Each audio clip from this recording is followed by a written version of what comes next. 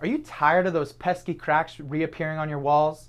Sick of your doors and windows not gliding as well and getting stuck? How's it going, guys? Justin here, back with another foundation repair tip of the day.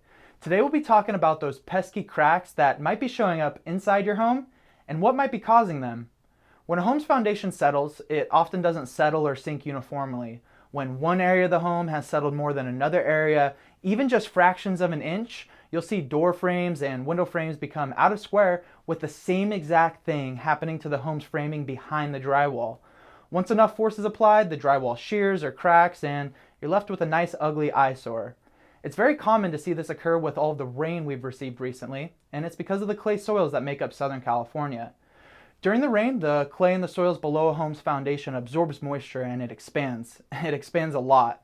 Then it'll slowly start to shrink, creating cavities and voids and becoming unstable. If this isn't addressed first, those pesky cracks that you're getting sick and tired of will continue to reappear year after year.